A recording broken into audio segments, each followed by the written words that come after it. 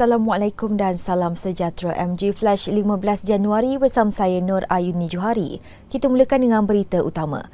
Tentuan Haris Syakinah & Co dilantik mewakili Daniel Iskandar, remaja yang dimandikan seperti jenazah selepas cuba mencuri tabung masjid pada 8 Januari lalu. Usaha itu dilakukan menerusi bantuan Persatuan Peguam-Peguam Muslim Malaysia PPMM. Presiden PPMM Datuk Zainul Rijal Abu Bakar menerusi satu kenyataan berkata pihaknya dimaklumkan terdapat satu prosiding semakan jenayah di bawah bab 31 Kanun Tata Cara Jenayah di Mahkamah Tinggi Jenayah 1 Shah Alam 17 Januari ini. Katanya PPMM melalui tentuan Haris Syakinah & Co akan hadir ke mahkamah itu pada hari berkenaan. PPMM juga merujuk kepada pelbagai versi fakta dan cerita berkaitan latar belakang Daniel dan kejadian itu yang masih diperkatakan di media sosial sehingga hari ini. Katanya PPMM juga berpandangan keadaan itu adalah tidak sihat dari perspektif keadilan dan kepentingan remaja berkenaan maupun mana-mana pihak. Justru PPMM meminta semua pihak supaya tidak mengeluarkan sebarang kenyataan yang boleh mengelirukan masyarakat sehingga prosiding kes itu selesai. Katanya lagi, ini bagi menghormati prosiding bakal berlangsung di mahkamah berkenaan pada tarikh ditetapkan. Tidak ada keperluan untuk membubarkan Dewan Undangan Negeri Dun Johor ketika ini. Tegas Timbalan Presiden Parti Pribumi Bersatu Malaysia Bersatu, Datuk Seri Ahmad Faizal Azumo, pelaksanaan pilihan raya pada masa ini tidak disukai oleh kebanyakan rakyat.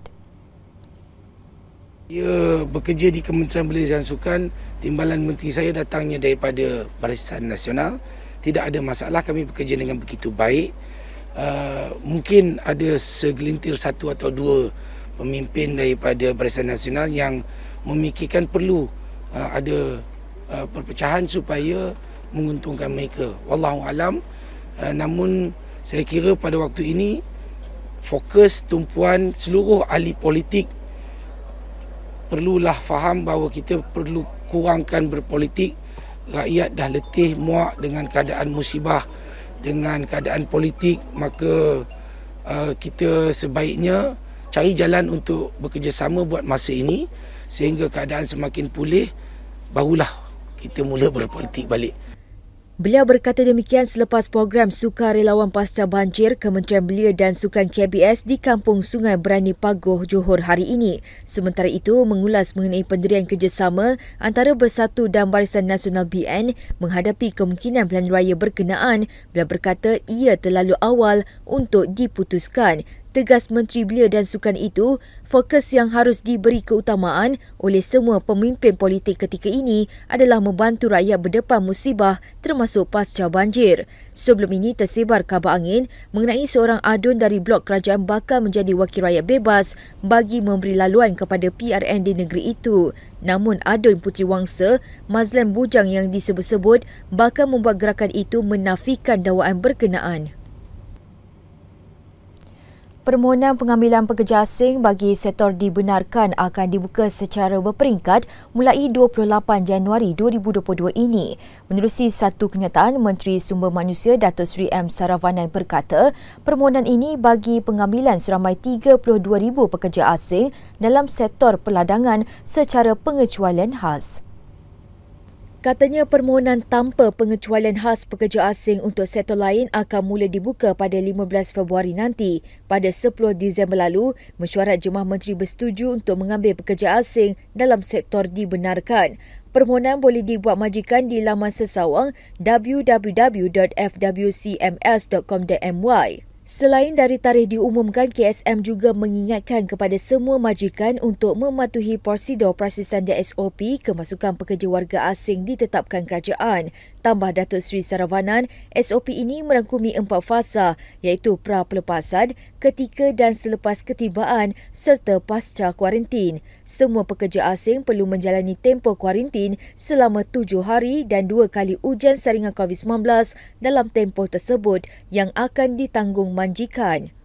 Beliau juga memaklumkan ketika ini semua pusat kuarantin dan hotel bagi tujuan kuarantin berada di Lembah Kelang dengan kapasiti seramai 10,000 pada satu-satu masa. Justru KSM mengalu-alukan mana-mana pihak berminat untuk menawarkan khidmat sebagai pusat kuarantin atau hotel bagi tujuan kuarantin dengan mematuhi syarat dan kriteria ditetapkan Agensi Pengurusan Bencana Negara dan Jawatan Kuasa Pengurusan Bencana Negeri. Sebanyak 12 kes kematian akibat COVID-19 dikesan Kementerian Kesihatan KKM sehingga tengah malam tadi, menjadikan jumlah kumulatif di negara ini mencecah 31,762. Menerusi portal COVID Now, daripada jumlah itu, 2 kes adalah kematian di luar hospital BID.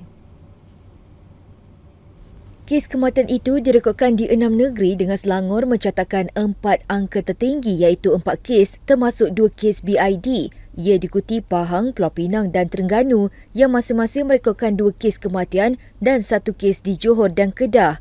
Tiada kes kematian dilaporkan di Kelantan, Melaka, Negeri Sembilan, Perak, Perlis, Sabah, Sarawak, Kuala Lumpur, Labuan dan Putrajaya. Dalam pada itu, sebanyak 40,558 kes aktif dilaporkan di seluruh negara termasuk 204 pesakit kini sedang ditempatkan di unit rawatan rapi ICU dan 95 yang memerlukan alat bantuan pernafasan. Jumlah mangsa yang terjejas banjir di Johor sejak 1 Januari lalu terus mencatatkan penurunan kepada 95 orang setakat 8 pagi tadi berbanding 271 individu petang semalam. Pengerusi Jawatan Kuasa Kesihatan dan Alam Sekitar, R. Vidianadan berkata, ketika ini hanya tinggal 2 daerah masih terjejas dengan 5 pusat pemindahan sementara PPS masih dibuka. Katanya menerusi satu kenyataan segamat kekal catat mangsa tertinggi iaitu 83 orang diikuti tangkap 12 orang.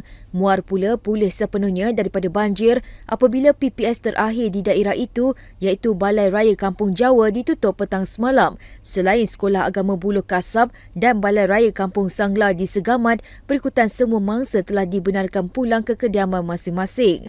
Bagaimanapun penduduk yang tinggal berhampiran Sungai Bekuk, empangan Bekuk di Batu Pahat yang merekodkan tahap waspada dan tren menaik diingatkan agar sentiasa berjaga-jaga. Vidianadan berkata, cuaca di seluruh Johor kini dilaporkan cerah termasuk daerah terjejas banjir. Seorang lelaki ditemui lemas dipercayai terjatuh ketika berkayak di 3 batu nautika berhampiran jambatan kedua Pulau Pinang semalam. Pengarah Agensi Penguatkuasa Maritim Malaysia Pulau Pinang, Kapten Maritim Abdul Razak Mohamed berkata, mayat mangsa dikenali Tony Liu 48 dari Taman Alma Bukit Mertajam ditemui dalam keadaan terapung pada jam 8.35 malam tadi. Katanya dalam satu kenyataan, Maritime Rescue Subcenter MRSC Langkawi menerima laporan berhubung kejadian itu pada jam 7.20 petang dan operasi mencari dan menyelamat cari lamat segera diaktifkan dengan mengatur gerak bot kilat 4 ke lokasi bagi melakukan pencarian. Siasatan awal mendapati rakan mangsa iaitu Teh Keng E cuba menghubungi mangsa namun gagal sebelum menemui kayak yang dinaiki mangsa dalam keadaan terbalik di perairan Batu Kawan pada jam 6 petang dan mangsa masih tidak ditemui. Abdul Razak berkata operasi cari lamat turut membabitkan Jabatan Bomba dan Penyelamat Malaysia JBPM Pulau Pinang, pasukan polis maritim Batu Uban dan rakan mangsa yang turut berkayak di sekitar kawasan itu. Mayat mangsa telah dibawa ke jeti Batu Musang sebelum diserahkan kepada Balai Polis Batu Kawan bagi tindakan lanjut. Pusat Darah Negara merayu orang ramai untuk tampil menderma darah dengan segera kerana bekalan semakin menyusut sedangkan keperluan semakin bertambah. Untuk maklumat lanjut, orang ramai boleh melayari laman web www.pdn.gov.my. Dengan itu, sekian dahulu MG Flash buat masa ini. Terus bersama kami untuk perkembangan terkini dari masa ke semasa. Hanya di platform media sosial Malaysia Gazette, di Facebook, Twitter, Instagram dan juga YouTube atau melalui portal di www.malaysiagazette.com. Assalamualaikum dan salam hormat.